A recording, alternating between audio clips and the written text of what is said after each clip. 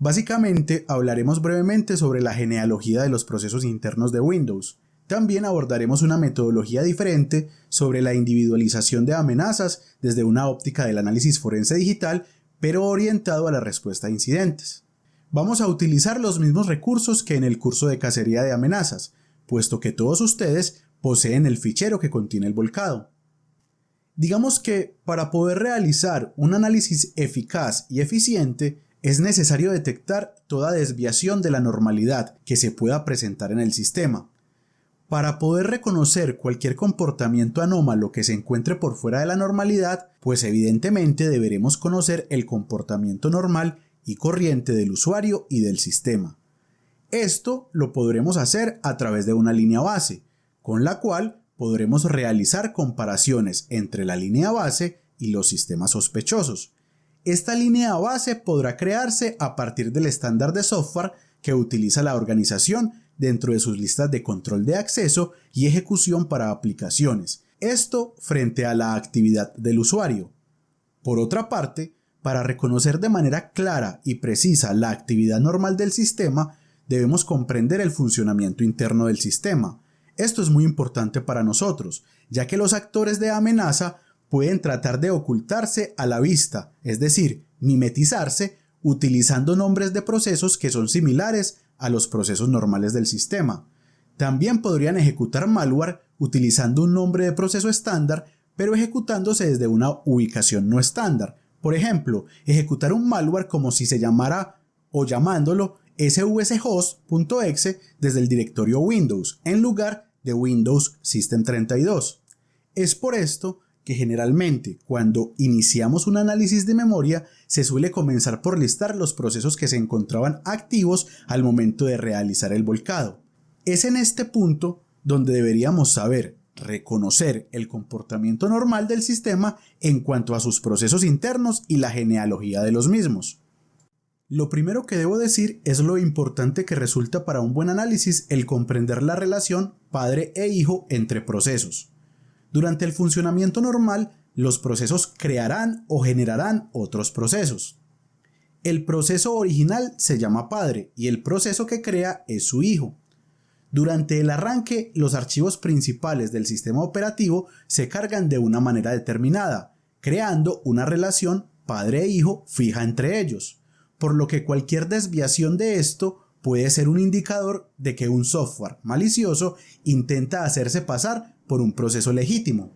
La imagen nos muestra la relación padre e hijo de algunos de los procesos del sistema operativo Windows por defecto. La tabla presentada describe esos procesos comunes y proporciona información un poco más detallada sobre sus ubicaciones por defecto. ¿Pero qué es un proceso?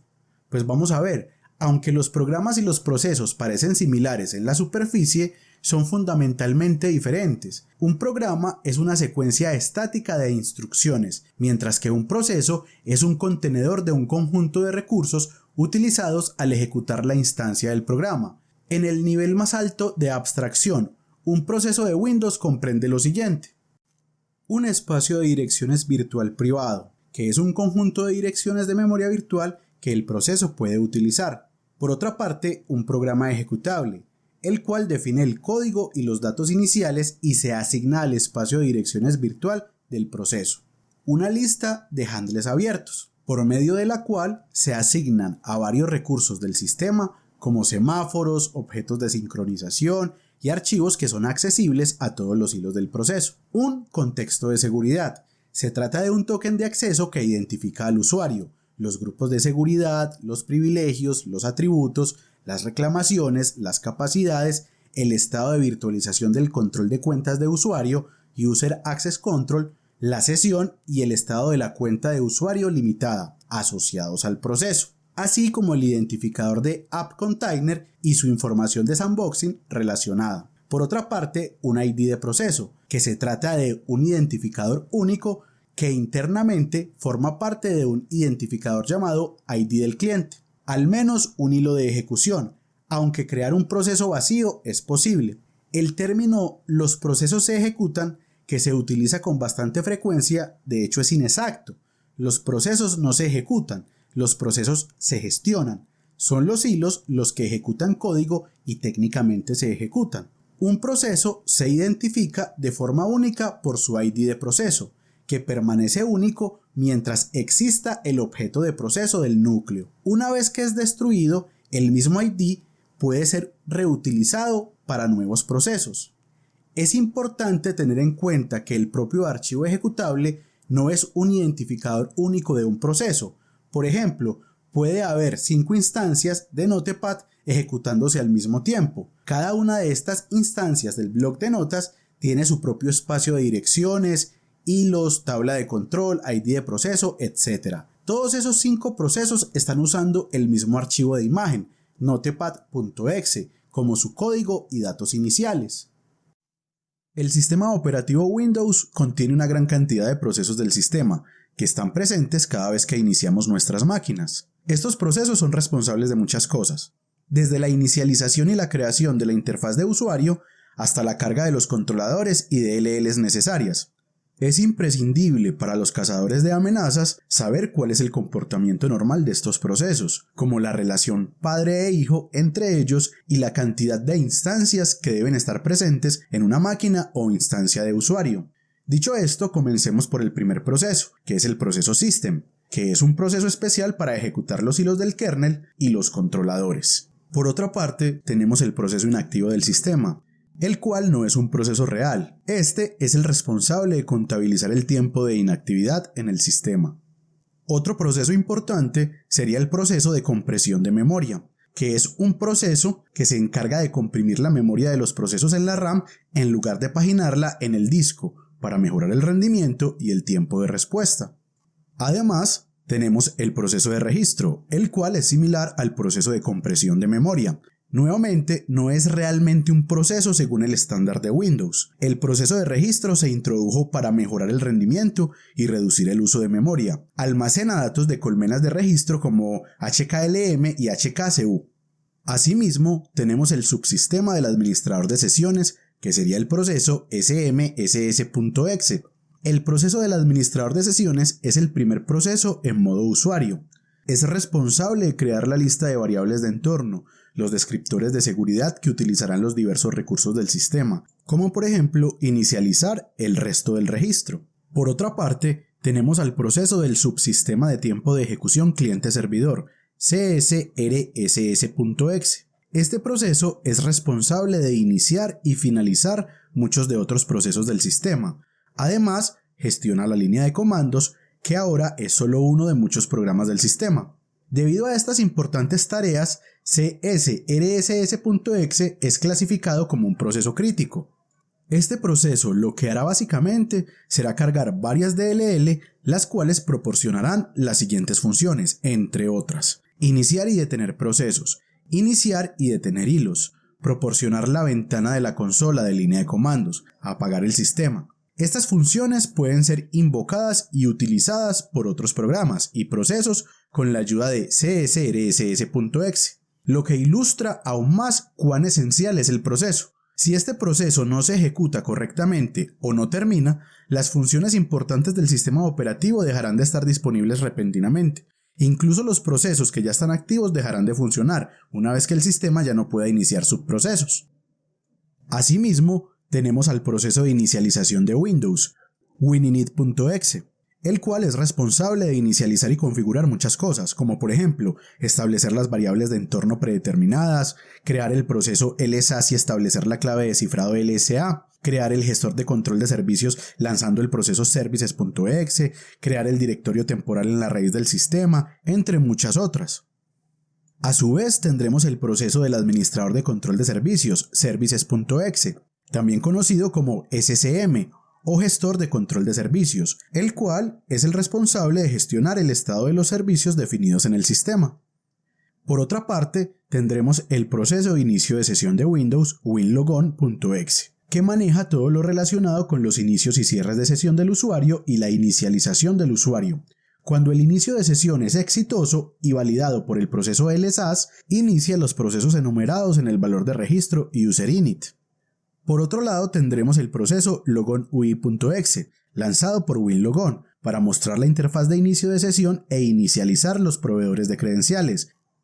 Del mismo modo, tendremos el proceso userinit.exe, el cual es responsable de la inicialización del usuario, el inicio de los scripts de inicio de sesión, el restablecimiento de las conexiones de red y el inicio del shell de Windows. También tendremos el proceso del administrador de ventanas de escritorio dwm.exe. Este proceso es responsable de renderizar las cosas en la pantalla. Por otro lado, también encontraremos el proceso del servicio de autenticación de seguridad local lsas.exe, que se encarga de gestionar la autenticación en la máquina. Otro proceso presente y muy importante será el proceso de host de servicio svchost.exe. Este es el proceso responsable de alojar los servicios de DLL. Una cosa a tener en cuenta es que el proceso svchost.exe nunca debería existir sin el indicador "-k" como mínimo. A su vez, tendremos el proceso del administrador de tareas de Windows, taskhost.exe. Este es un proceso genérico que actúa como host para procesos que se ejecutan desde bibliotecas de vínculos dinámicos en lugar de .exe. El proceso básicamente verifica el registro de Windows al inicio para descubrir los servicios basados en DLL que deben cargarse. Por lo tanto, este es un proceso central del sistema operativo. Durante el arranque, los archivos principales del sistema operativo se cargan de una manera determinada, creando una relación padre e hijo fija entre ellos, por lo que cualquier desviación de esto puede ser un indicador de que un software malicioso intenta hacerse pasar por un proceso legítimo. Los procesos están en el corazón de Windows, para controlar las funciones más básicas, incluida la provisión de la API de Windows, el proceso de autenticación e incluso la capacidad de interactuar con la GUI. Digamos que durante el arranque, los archivos principales del sistema operativo se cargan de una manera determinada, creando una relación fija entre padre e hijo, por lo que cualquier desviación de esto puede ser un indicador de que un software malicioso intenta hacerse pasar por un proceso legítimo. Aquí es importante conocer lo siguiente. Primero, ¿cuántas instancias debemos esperar encontrar en un sistema Windows normal sobre determinado proceso? La hora de inicio aproximada de esos procesos en relación con la hora de arranque del sistema. Y por último, la ruta completa a la imagen del proceso en el disco. Todo esto porque debemos conocer cómo es un sistema normal para poder identificar comportamientos anormales. Como se puede apreciar en el mapa, System inicia al momento del arranque del sistema y crea a los pocos segundos a smss.exe. A los pocos segundos, smss.exe inicia las sesiones 0 y 1. Una vez creadas las sesiones 0 y 1, crea a los pocos segundos a csrss.exe. Ojo, esto lo hace a través de una instancia que sale. Es por esto que no podemos observar en algunas herramientas el proceso padre de este proceso csrss.exe. Una vez creado este proceso csrss.exe, otra instancia saliente de smss.exe crea a wininit.exe. Ojo, esto lo hace a través de una instancia que sale. Es por esto que no podemos observar en algunas herramientas el proceso padre de este proceso wininit.exe. Wininit es el proceso responsable de nuestros procesos clave en segundo plano dentro de la sesión 0, por lo que inicia al servicio de control de gestión de servicios, services.exe. Luego procede a iniciar el servicio del subsistema de autoridad local lsas.exe. Recuerde que el número de instancias para lsas.exe es exclusivamente 1, por lo que si llegáramos a encontrar más instancias, deberemos investigar a profundidad. Recordemos que lsas es el encargado de autenticar a los usuarios, por lo que es un proceso crítico. De hecho, si falla, el sistema se colgará.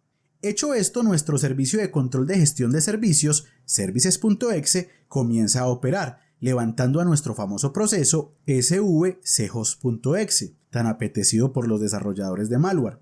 Cabe anotar que los desarrolladores de malware lo utilizarán con imágenes por fuera de la ruta estándar. Utilizarán también errores ortográficos o agregarán, por ejemplo, un punto extra.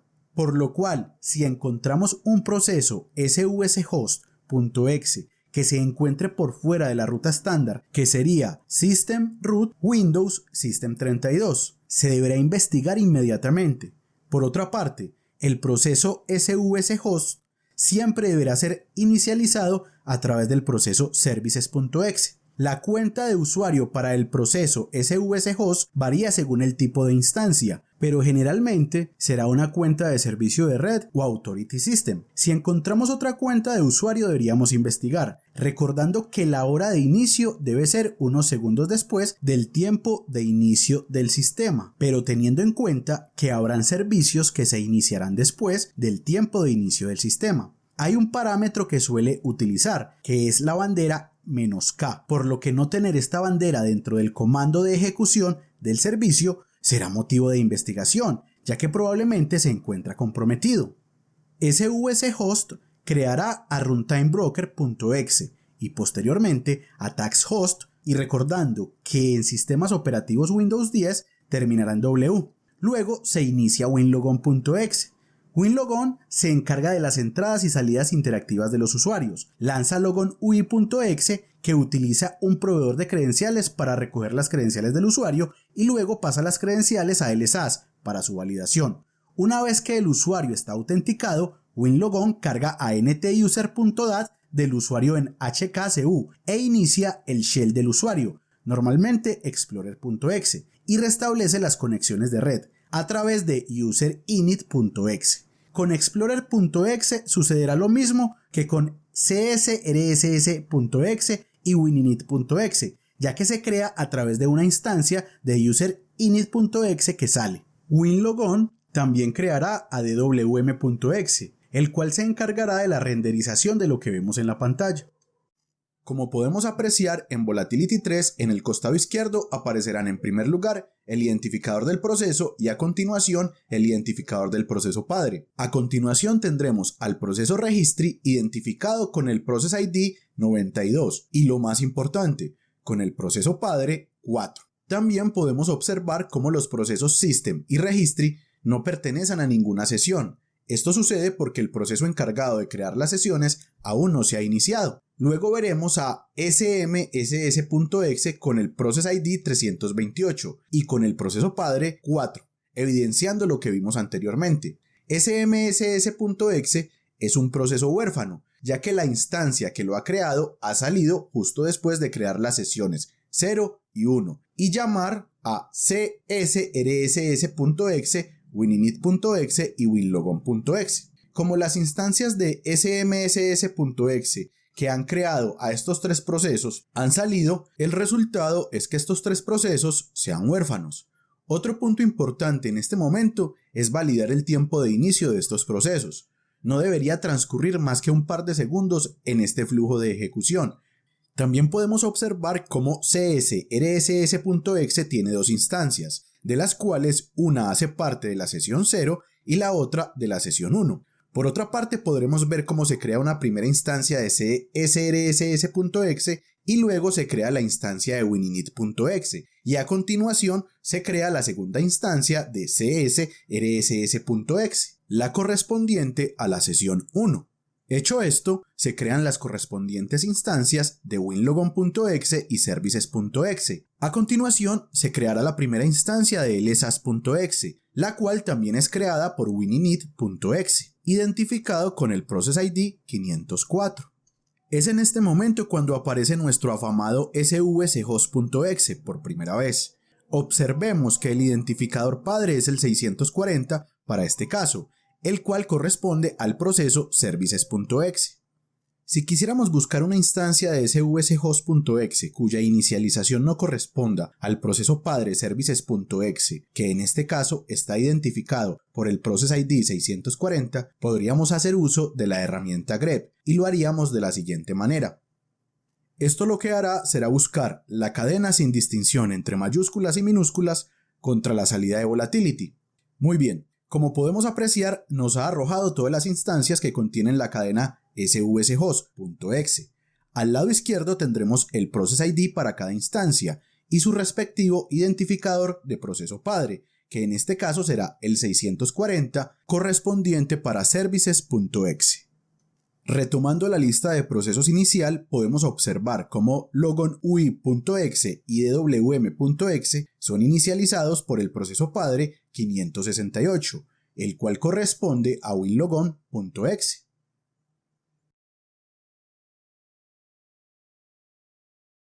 Para ver la relación parental entre procesos con mayor claridad, podemos hacer uso del plugin PS-Tree, el cual nos arrojará un resultado más agudo frente a la relación padre-hijo entre procesos. Muy bien, ahora vamos a realizar la cacería en un volcado que se encuentra infectado. Esta vez será un Windows 7. Lo primero que haremos será identificar el volcado para poder caracterizar las consultas. Lo que haremos a continuación será a través del plugin Windows Info caracterizar el volcado y luego vamos a proceder con la etapa de reconocimiento inicial. Lo primero será valorar la lista de procesos para verificar la genealogía de los procesos internos del sistema y así poder detectar cualquier anomalía que se pudo haber presentado en el sistema sospechoso. Esto lo haremos a través del plugin PSList, pero esta vez lo acompañaremos del parámetro "-r prairie para tener una visual más bella. A simple vista, todo luce normal. System llama a smss.exe, este a su vez llama a csrss.exe y wininit.exe, creando así las sesiones 0 y 1. Lo podemos ver porque fueron llamados por el mismo proceso padre, 316. Luego se crea la segunda instancia de csrss.exe y por otra parte se crea la instancia de windowslogon.exe. Ambos procesos son huérfanos del Process ID 392. Luego wininit.exe, identificado con el Process ID 400 para este caso, llama a lsas.exe, services.exe y lsm.exe.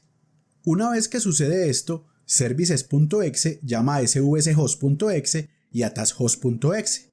Hasta aquí todo luce aparentemente normal, por lo que nos vamos a centrar en nuestro viejo amigo svshost.exe. Lo que haremos a continuación será filtrar la consulta por medio de grep sin que éste nos diferencie entre mayúsculas y minúsculas. Para ello, nos valdremos del parámetro "-i". Una vez la herramienta nos devuelve la respuesta a la consulta, podemos identificar que uno de los sospechosos es diferente de todos los demás. Este sospechoso es diferente por dos cosas.